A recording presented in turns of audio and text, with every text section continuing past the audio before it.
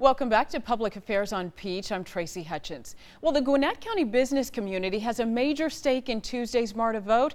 My guests for this segment are Nick Messino, Chief Economic Development Officer of the Gwinnett County Chamber of Commerce, and also Santiago Marquez, President and CEO of the Georgia Hispanic Chamber of Commerce. Gentlemen, welcome to you both. Thank you for having us. Nick, I want to begin with you because, when we talk about this referendum, this is coming up on Tuesday, March 19th. It's kind of unusual to have a referendum in March. Do you believe that voters are aware of this? Yes, I do. I think the Go Gwinnett team has done a very good job of getting the word out.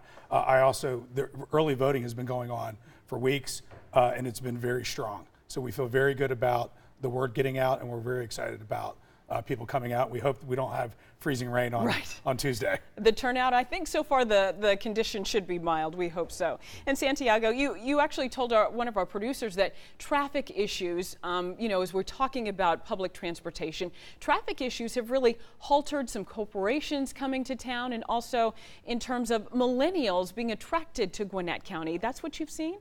Yes. So even though Gwinnett County is a leader in the region in terms of business and continues to be a leader, we have at our chamber, we have a group of millennials. It's called HYPE, Hispanic Young Professionals and Entrepreneurs. Many of them were born in Gwinnett or lived in Gwinnett growing up, and they have left Gwinnett because they have jobs in the city. And unlike myself, they are not willing to sit in a car for an hour and a half to get to work and then sit in a car for an hour and a half to get home. And we do not want to continue to lose millennials. To stay competitive, we've got to keep them in Gwinnett. Right, and that really leads to businesses as well, because you have a business, you have the employees of that business. Nick, what do you think having, mass transit, Marta, coming to Gwinnett County, what will that mean for the business community? Well, I believe a community that is not growing is dying, and this will help accelerate our economic development efforts. As Santiago mentioned, it's also about talent, and we have to have the connectivity to the entire region, and we cannot build more roads to build our way out of the congestion we have today. Yeah, it just gets too rough, doesn't it? It's rough now, and this is going to help alleviate that. And we're going to have 500,000 more people move to Gwinnett in the next 20 years. And we've got to just move people around Gwinnett, and we have to connect to the region. And Santiago, tell me about this, because of course, being with the Chamber of, the Georgia Hispanic Chamber of Commerce, how much of an education has there been within the Hispanic community about this referendum to get out and vote on Tuesday?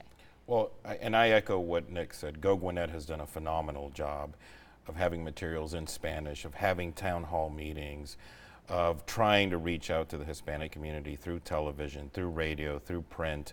Certainly myself and my team have been out front speaking to the community, but I don't think it's ever enough. I think Go Gwinnett and the county have done a great job of letting people know, but there always needs to be more effort, in my opinion. It's just tough to get people that are working, and a lot of folks in our community are working long hours, and it's hard to reach them, so it's a continuous effort. But I applaud the county and Go Gwinnett, phenomenal job. And what would you say to those people who, basically say that we don't want to pay for something that is so far in our future? Because we were, of course, talking before about Clayton County and the difference it's made in that community. What would you say to voters before Tuesday? I would say that this is an investment. It's an investment in our county. It's an investment in our children, our children's children. And to be a Gwinnetian, I've been a Gwinnetian 20 years. I pay for public schools. My kid go to private schools, go to a Catholic school. I'm a Catholic. And I'm totally fine with paying for the schools because I want the best schools to be in Gwinnett. I take pride in that. And so I think it's an investment in our region, and it's an investment in our county. And a penny sales tax is not a big deal. It's going to be fine. Yeah, calm the fears, right? Nick, what would you say? Because it's got to be exciting thinking about the potential here for mass transit in Gwinnett and how that would expand in terms of business and in terms of the people that you can attract, in terms of the events that you can attract. Talk to me about that. Sure. I do think people get hyper-focused on the extension of the heavy rail, and there is multiple strategies inside the transit plan. including things that were already mentioned. We're just not used to dedicated bus rapid transit because we don't have it in Metro Atlanta, but we have toured the best dedicated bus rapid transit in North America, and that is a much shorter time frame.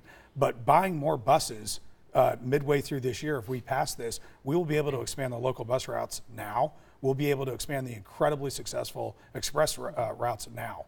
And so with employers, when I'm trying to recruit someone, I have to tell them and share with them the story of what is the talent we have now and what's the talent for the future. And they don't want to hear about in 15 years. Right. But the great thing about this plan is they will immediately see an impact on connectivity. The heavy rail is just going to make it better, and we have to be more patient with that. Right. Nick, Santiago, thank you so much for your time. I know Thank very you. exciting for you in Gwinnett County right now. Well, we do want to continue on. We focused on Gwinnett County so far, but we will widen out to regional mass transit when Public Affairs on Peach returns.